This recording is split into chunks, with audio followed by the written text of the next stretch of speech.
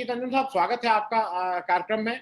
अ, आप कोरोना से होके वापस आए और पर्सनल त्रासदी सबकी है।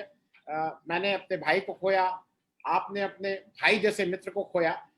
उस बैकग्राउंड के साथ हम लोग इस चर्चा को हम पिछले 23 घंटे से इस चर्चा को कर रहे हैं। बहुत से सॉल्यूशंस आए हैं, बहुत से लोगों की बात आई है। अ, अभी जो विभव कांत जी और विप्लव जी, ये थोड़ा मतलब ये हो रहा है ना कि सरकार से हटके राजनीतिक पार्टी के लोग आए थे, उनका तो एक अपना स्टैंड है कि नहीं नहीं ये सब वो है। फिगर्स भी कुछ अजीब अजीब बता रहे हैं। मैं दो चीजें अजीत जी आपके साथ शेयर कर लूं और उसके बाद फिर मैं आपसे पूछ लेता हूं। आप ये चीजें समझते हैं क्योंकि आप जब आपने इलेक्ट्रॉनिक मीडिया छोड़ के आपने जो सोशल मीडिया में किसान आंदोलन के समय आपका जो जो एक री इनकारनेशन हम कहें कहा, उसने एक बहुत बड़ा संबल दिया था उस किसान आंदोलन को। मैं भी रोज शो करता हूं, लेकिन शो करने से पहले मैं आपका एक आध देख लेता था कि कुछ नई चीज आई है, क्योंकि आप ग्राउंड से अपने हाथ से वहां देख के अपनी आंखों देखी बात कर रहे थे। तो उसमें कोई लाग लपेट नहीं था, आप लोगों के बीच जा रहे थे। और मुझे लगता है कि उस पूरे आंदोलन में कहीं ना कहीं आपकी भी एक भूमिका रही है, और अगर कभी भी देखा जाएगा, वो कितना छोटा कितना बड़ा है मुझे ये नहीं मालूम, लेकिन वो एक भूमिका कहीं ना कहीं रही है। मैं अजीत जी आपको एक चीज जानकारी दे दूं, क्योंकि आप सोशल मीडिया को समझते हैं। हम लोगों ने 2-3 दिन पहले फेसबुक पे छोटा सा वो लगाया था कि भाई इसमें कुछ प्रमोट कर दिया जाए, लोगों तक पहुंच जाए कि हम इस तरह का कार्यक्रम कर रहे हैं। उसको 8-9 घंटा चलने के बाद उसको रोक दिया गया। मतलब वो आप समझते हैं, वो जो उसमें कुछ पैसा डाला जाता है 2-4-500 रुपए डाल के उसको रोक दिया गया। फिर उसके बाद उसमें कहा गया कि नहीं नहीं ये आप क्या बोले थे, what you are changing opinion, आप इसमें चेंज करेंगे इसलिए हम कर रहे हैं। और हम हमारा शायद वो पर्पज भी है ओपिनियन चेंज करना, तो लोगों को अगर आज की तारीख में कोई नहीं बोलेगा तो कब बोलेगा। दूसरा मैं आपके साथ शेयर ये कर लूं कि आप यूट्यूब में, हम लोगों का शुरू हुआ 2-4 घंटे बाद यूट्यूब ने उसका एड हटा दिया। अब आप ये भी समझते हैं कि अगर यूट्यूब से एड हट जाए तो आपका उतना नहीं चलता है, क्योंकि यूट्यूब भी इसको एक कमर्शियल उसको देखता है, उसको आपके कंटेंट से मतलब नहीं है, वो तो कमर्शियली देखता है कि अगर उसका भी पैसा बन रहा है, मुझे भी पैसा आ रहा है, तो उसको और वो अपने एल्गोरिथम में वो करता है। तो ये सारी चीजें हो रही हैं, लेकिन उसके बीच भी मैं सबसे पहले अजीत जी आपसे ये समझना चाहूँ कि हम लोग वैक्सीन को लेके बात कर रहे हैं। इमीडिएट जो अपनी समस्याएं हैं, अस्पताल में बेड नहीं है, दवाई नहीं है, उस पर लोगों का रोष है, क्षोभ है, गुस्सा है, वो अपनी जगह है। लेकिन जो लॉन्ग टर्म प्लानिंग है उसमें वैक्सीन की बात, सरकार ने अभी ये कह दिया है कि दिसंबर तक सारे लोगों को वैक्सीन लग जाएगी। अगस्त से लेकर दिसंबर महीने तक 216 करोड़ वैक्सीन की डोजेस आ जाएंगी। आपको क्या लगता है कि अचीवेबल है? देखिए आनंद जी, शुक्रिया, आपने मेरा परिचय थोड़ा लंबा चौड़ा किया, वो बहुत मायने नहीं रखता। लेकिन हाँ, ये सही है कि कोरोना से हम सब लोग जूझ कर आए हैं और बहुत सारे लोग, हजारों लोग जूझ रहे हैं। वैक्सीन का जहां तक सवाल है, उस पर आने से पहले अ, दो चीजें हैं जो देश में हो रही है। एक होता है कि आप लापरवाही करें, आप बिना मास्क के घूमें, आप को जो सोशल डिस्टेंसिंग रखनी चाहिए, जो एक न्यूनतम अपनी तरफ से सावधानी बरतनी चाहिए, वो लापरवाही करते हैं, आप कोरोना के शिकार होते हैं। और उसके बाद जो भी उसका प्रोटोकॉल है, मेडिकल ट्रीटमेंट है, आप उसमें जाते हैं और उसके बाद सही समय पर सही इलाज से बचते हैं। लेकिन जो देश में अभी हो रहा है, और मैं मानता हूं, मैंने कबूल किया अपने वीडियो में कि हाँ, लापरवाही हम जैसे लोगों ने भी किया कि हम मास्क नहीं लगा रहे थे बंगाल में, लेकिन उसका खामियाजा भुगता। लेकिन उसके बाद जो चीजें हो रही है, जिस ढंग से हम देख रहे हैं लाइलाज मरते लोगों को, और ऑक्सीजन सिलेंडर के बगैर, और दवाओं के बगैर, बेड के बगैर, वो एक ऐसी त्रासदी है जिसके लिए सरकारें जिम्मेदार है। अब आते हैं, उस पर आगे बात करूंगा, लेकिन चूंकि आपने वैक्सीन का सवाल उठाया, अब जहां वैक्सीन की बात कर रहे हैं आनंद जी, इस देश में दो कंपनी वैक्सीन बना रही है, एक पुणे की कंपनी सीरम और दूसरा भारत बायोटेक। और अगर पिछले कई महीनों का ट्रैक रिकॉर्ड देखें और बयानों का सिलसिला देखें, चाहे पुणे वाला का बयान देखें, चाहे भारत बायोटेक का बयान देखें, चाहे प्रधानमंत्री का दौरा देखें जो पुणे और हैदराबाद भी गए, और एक वक्त ये भी आया कि उस दोनों वैक्सीन कंपनियों ने भी एक दूसरे पर आरोप लगाए, दूसरे के लिए कह दिया वो तो पानी भरा हुआ बॉटल है, उसमें कुछ भी नहीं है, और ये तमाम चीजें हुई। अब सवाल उठता है सरकार की भूमिका, जो अब सरकार पैनिक कर रही है, और उसमें 8 कंपनियां, विदेशी कंपनियां आ रही है, मॉडर्ना फाइजर से भी बात हो रही है, स्पुतनिक तो आ चुका, रेडी लैब से उसकी डील हो चुकी है और बनने लगेगी, और कौन कौन सी कंपनी आ रही है वो एक बॉक्स में सर्कुलेट किया जा रहा है सरकार की तरफ से कि 216 करोड़ वैक्सीन के टीके वैक्सीन कैसे आ जाएंगे और कुछ महीनों में आ जाएंगे। सवाल यहाँ उठता है कि सरकार की जो जिम्मेदारी होती है, जब कोरोना पहली बार आया और जब आपने पहली बार उस जिम्मेदारी को निभाने के लिए आपने कई तरह के गिमिक का इस्तेमाल किया, ताली थाली, जनता कर्फ्यू और न जाने क्या क्या किया, और बीजेपी के नेताओं ने गो कोरोना गो तक के नारे लगाए, केंद्र के मंत्री भी गो कोरोना गो जैसे नाटकीय अंदाज में ये सब तमाशे हुए। उसके बाद जिम्मेदारी किसकी थी? प्रधानमंत्री अगर उस दौर में कोरोना से जूझने के लिए महाभारत के उस महाभारत काल के युद्ध का हवाला देते हुए सारी चीजें अपने हाथ में लेकर तय करना शुरू करते हैं, तो हम मानते हैं कि एक लीडर के तौर पर उन्होंने कुछ गिमिक भी किया, लेकिन कुछ रोड मैप भी शायद था। पहला लॉकडाउन लगा और हम सब ने उसका स्वागत किया कि बिल्कुल लॉकडाउन के अलावा कोई विकल्प नहीं है, और लगातार हमने स्वागत किया। तमाम असहमतियां हो सकती है, असहमति हमें ताली थाली और उस इवेंट पे थी, लेकिन लॉकडाउन और सरकार की कोशिशें। लेकिन उसके बाद जरा देखिए उस पिछले मार्च से लेकर इस मार्च तक क्या हुआ, और उस बीच में वैक्सीन को किस ढंग से प्रधानमंत्री मोदी का हैदराबाद जाना, प्रधानमंत्री मोदी का सीरम इंस्टीट्यूट में जाना, और उसके बाद पूरी दुनिया में ये बताने की कोशिश करना कि हम कैसे वैक्सीन पूरी दुनिया को दे सकते हैं और दे रहे हैं। दावोस में प्रधानमंत्री का भाषण है, 8 दिन से वो वायरल हो रहा है वीडियो, कि कैसे वो कह रहे हैं कि भारत दुनिया के देशों को वैक्सीन देने के लिए अब सक्षम है, मानवता की भारत सेवा करेगा, और हम कैसे मददगार होकर मेड इन इंडिया वैक्सीन पूरी दुनिया को दे रहे हैं, भेज रहे हैं। और भारत सरकार के मंत्री और नेता एयरपोर्ट पर हवाई जहाज पर जो वैक्सीन के डब्बे पैक हो रहे थे उसकी तस्वीरें सर्कुलेट की जा रही थी, फरवरी मार्च की तस्वीरें देखी। और उसके बाद मार्च के आखिरी हफ्ते और अप्रैल के पहले हफ्ते से बेकाबू कोरोना की रफ्तार देखी। बंगाल में जो हुआ, रैलियां होती रही और बाकी पॉलिटिकल नेता प्रधानमंत्री अमित शाह जाते रहे, और अब उसी बीच में यह भी हुआ कि प्रधानमंत्री ने कहा हम 3 दिन का टीकोत्सव मनाएं। तो एक इवेंट की तरह पहले 6 महीने जब आपको देश में वैक्सीन के लिए सुनिश्चित करना चाहिए था कि कैसे देश में 100 करोड़ लोगों को जैसे बहुत सारे ऐसे जानकार लोग कहते हैं कि 70 से 80 करोड़ टीके लगने चाहिए, तब आप पूरी तरह से सेफ हो सकते हैं। जब वो दौर था कि जब उसके लिए स्ट्रेटजी बननी चाहिए, तब आप बहुत तरह के गिमिक करके दुनिया में वैक्सीन गुरु बनने की या बनाने की छवि बनाने की कवायद में लगे थे, और चैनल पर यही जो जीता वो सिकंदर, मोदी सिकंदर हैं और वैक्सीन गुरु हैं और ना जाने क्या क्या मोदी का मैजिक मंत्र, ये सब चला। तो मुझे लगता है कि जब वो दौर था तब सरकार से चूक हो गई, तब आप इवेंट में फंसे, तब आप दुनिया को वैक्सीन सप्लायर बनने के लिए या हम वैक्सीन सप्लाई कर रहे हैं ये दिखाने की कोशिश करते हैं, और उसमें आधी हकीकत आधा फसाना था। ये दुनिया जानती है कि सीरम इंस्टीट्यूट जो वैक्सीन बना रही है वो एस्ट्राजेनेका और ऑक्सफोर्ड की इजाद की हुई और रिसर्च की हुई है, ये वो उसको वैक्सीन यहाँ बना रहे हैं। उसमें उनकी क्या भूमिका है कोई भी थोड़ा समझदार आदमी जानता है। उसको मेड इन इंडिया कहना गलत होगा तथ्यों के तौर पर, और आज वो पुणे वाला जाकर लंदन में बैठ गए।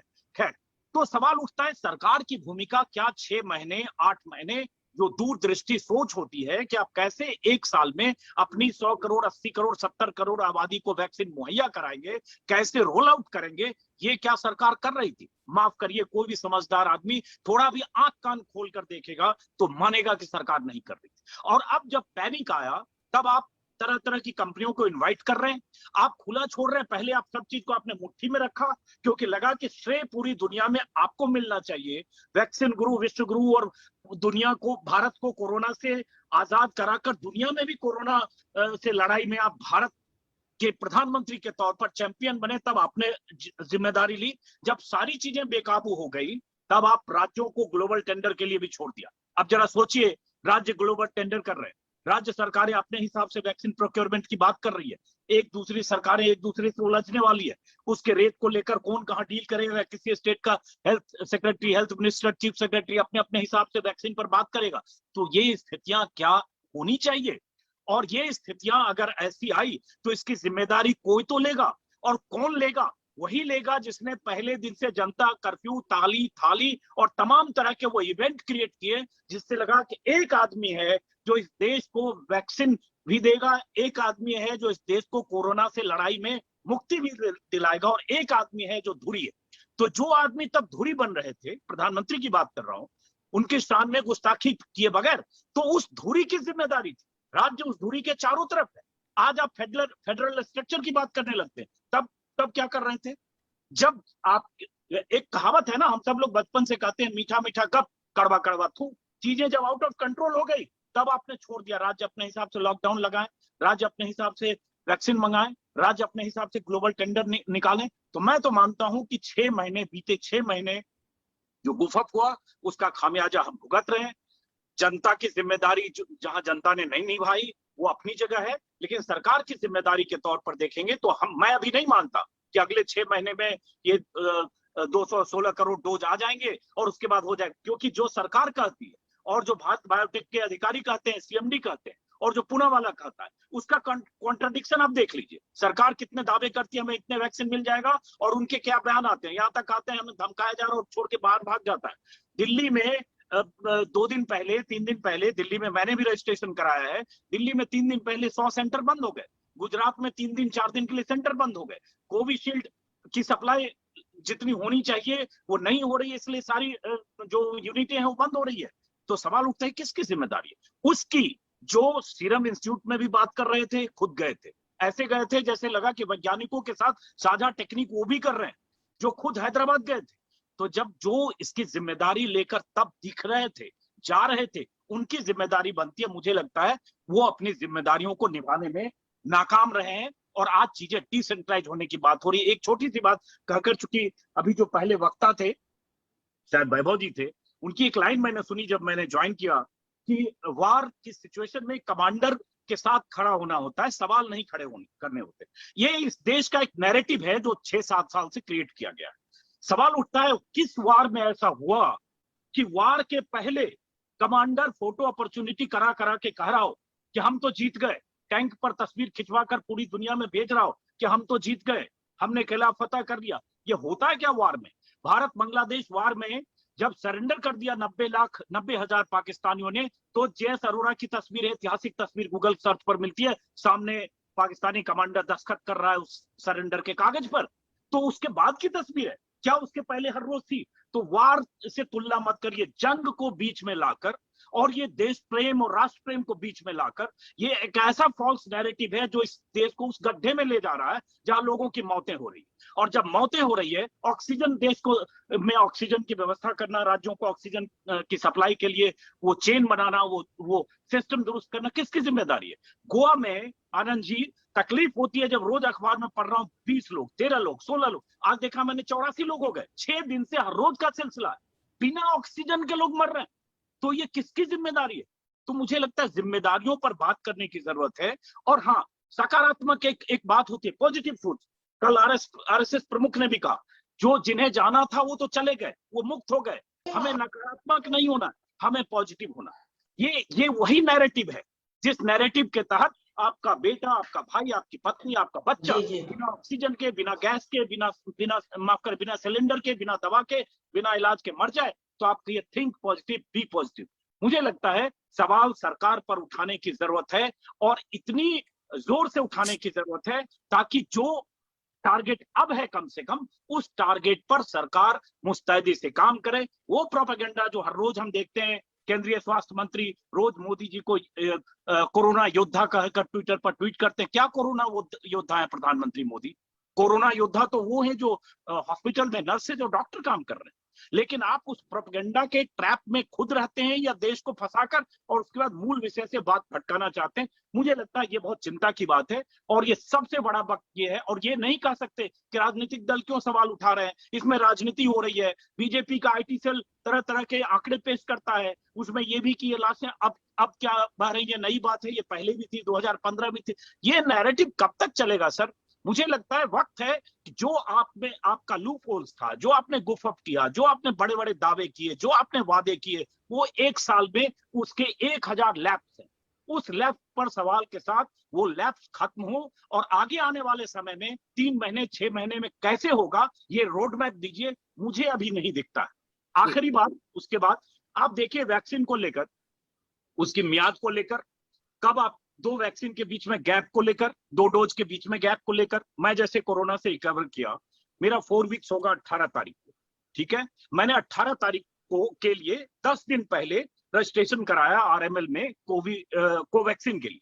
अब वो 18 को वहां मिलेगा कि नहीं, वो एक अलग सवाल है। उससे बड़ा सवाल ये हो गया कि 3 दिन पहले आ गया कि कोरोना से रिकवर हुए लोग 16 हफ्ते बाद अगर लेते हैं वैक्सीन तो ज्यादा मुफीद होगा। तो मेरे मन में 100 सवाल है कि मैं क्यों लूं, अभी लूं कि बाद में लूं, गलत तो नहीं करूंगा। और मेरे मन में सवाल है कि मैं 4 हफ्ते को 16 हफ्ते कर सकता हूं, लेकिन जिन्होंने हजारों लाखों लोगों ने ले लिया 2 हफ्ते बाद, क्योंकि 2 हफ्ते बाद ही ले रहे थे, उनके मन में क्या होगा। तो ये जो पैटर्न है अजीत जी मैं सिर्फ एक मिनट बता दूं, यूके वाले कह रहे हैं कि इसको शॉर्ट कर दो। वो उसी पे आ रहा हूं। ये जो पैटर्न है जिसमें आपने परसों का दिया कि 16, दोनों अलग चीज है सर। वो शॉर्ट कर रहे हैं कि एक डोज से दूसरे डोज के बीच को भारत की जो एक्सपर्ट पैनल है कह दिया 16 हफ्ते बाद, दूसरा डोज 16 हफ्ते बाद लीजिए तो ज्यादा इफेक्टिव होगा, जो अभी 6 हफ्ते बाद लोग ले रहे थे।